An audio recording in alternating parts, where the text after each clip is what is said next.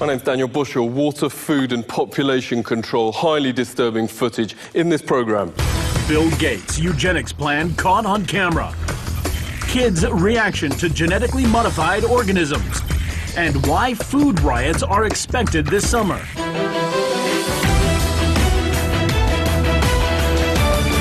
Water should not be a human right, according to food giant Nestlé. Its boss admits in an interview for Big Think he has no place for philanthropic ideas. NGOs bang on about declaring water a public right. That means, as a human being, you should have a right to water. Personally, I believe it's better to give it a value, and then one should take specific measures for the population that has no access to this water. Let's talk to Anthony Gucciardi at Natural Society. Thanks a lot for coming on. What do you make of this? I mean, if water should be owned by these major corporations, then why not the air that we breathe? Why can't air be privatized then? Why can't every aspect of our lives be turned into corporate-owned profit?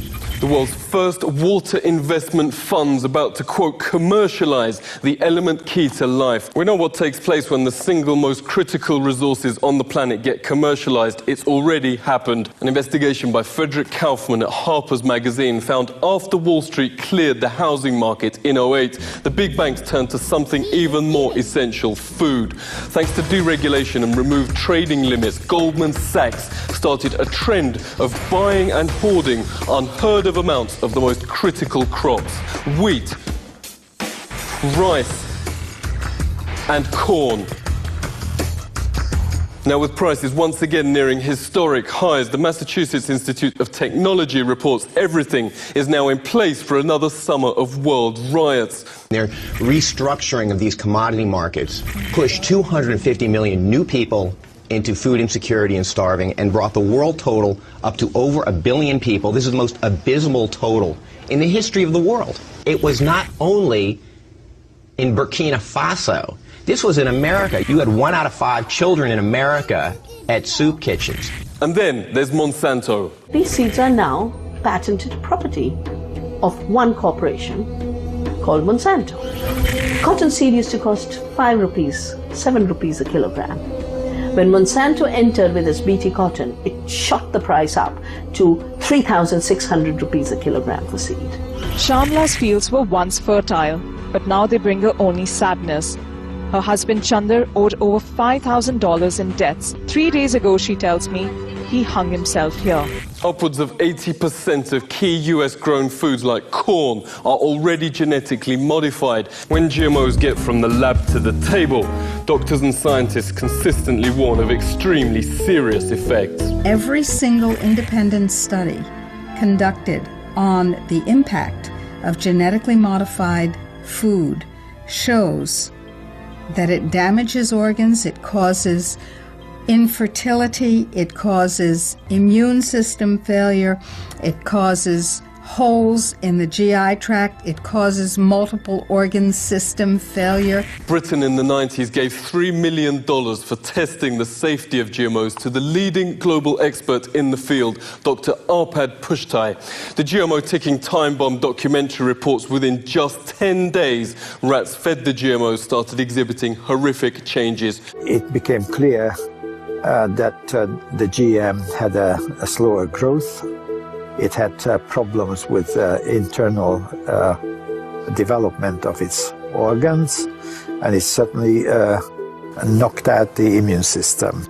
For 2 days, he was a hero to the world's media. Next day, Dr. Pushtai was fired after 35 years with threats of a lawsuit, and the GMO industry launched a massive smear campaign. If independent science is gagged, companies are usually expected to test for safety. However, this is what Monsanto admitted. Monsanto should not have to vouchsafe the safety of biotech food. Our interest is in selling as much of it as possible.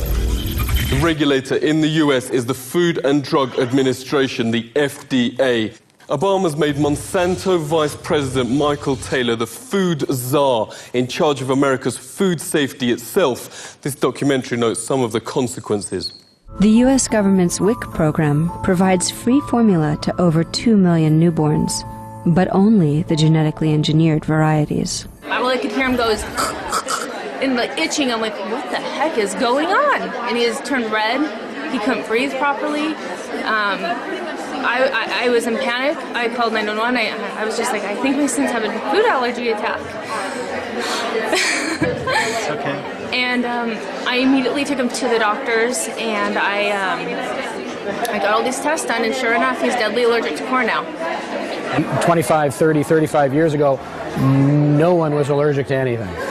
And now everything. I have people that are allergic to parsley. When you link it to the GMO issue, it resonates like you would not believe.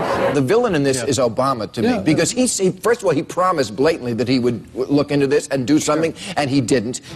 We'll let folks know whether their food has been genetically modified, because Americans should know what they're buying. He also appointed, what is the guy's name? Michael Taylor. Used to be a VP at Monsanto, the seat of evil, to be the food czar, the FDA Deputy Commissioner of Foods. And of course, Monsanto's latest Frankenfood got speedy approval because this guy is in charge of it. Because it's like putting Jerry Sandusky in charge of Chuck E. Cheese. Of course he's going to approve. Monsanto's the company that told us that PCBs were safe.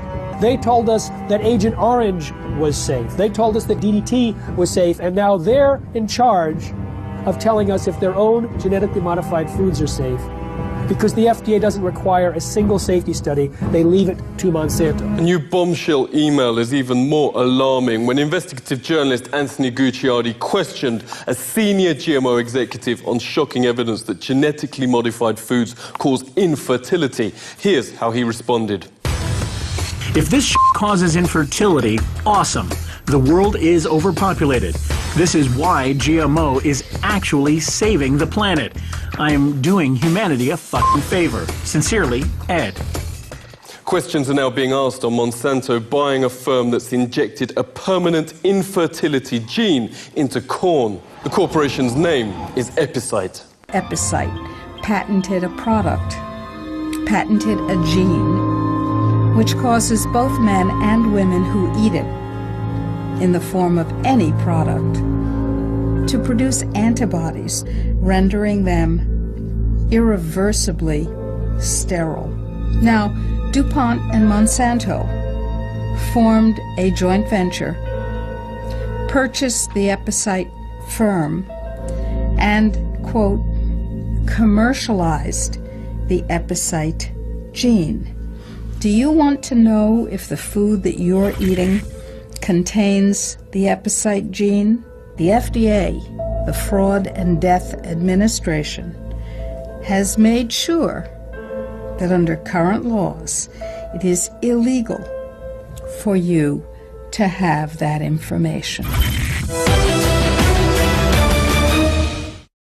On leaving Microsoft, Bill Gates bought $23 million of Monsanto shares. Globally, he now promotes GMOs and a vaccines collection he calls the solution for the world. Gates has been recorded explaining this solution is actually to cut the world's population. The world today has 6.8 billion people. That's headed up to about 9 billion. Now, if we do a really great job, we could lower that by perhaps 10 or 15%. The density in the poor areas is greater than they can grow the food. Benefits there in terms of reducing the population growth. The only vaccines that reduce the population, notes the site Prison Planet, are ones that sterilize people. The BBC says his foundation's funding big sterilization programs such as this one that blasts men's scrotums with ultrasound to damage the sperm. Here Gates actually calls for the so-called death panels to decide whether folks should live or whether, as he puts it, they have no benefit whatsoever. And a lack of willingness to say, is spending $1 million on that last 3 months of life for that patient, would it be better to see which ones actually have no benefit whatsoever? But that's called the death panel, and you're not supposed to have that discussion. Anthony Gates actually brags he's doing God's work. The boss of Goldman Sachs said exactly the same thing while sending millions into starvation. What the heck is going on? His father was one of the main grandfathers of the whole entire eugenics movement here inside the United States.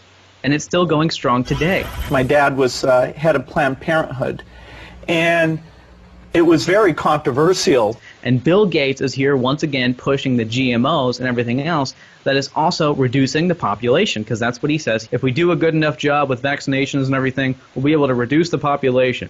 The polio vaccines now are the #1 cause of polio. There's no question that Bill Gates is not doing God's work. And if he is doing God's work, I would ask, which God? Yeah, how have we moved to open plans to take away our water, hoarding food, and population controls?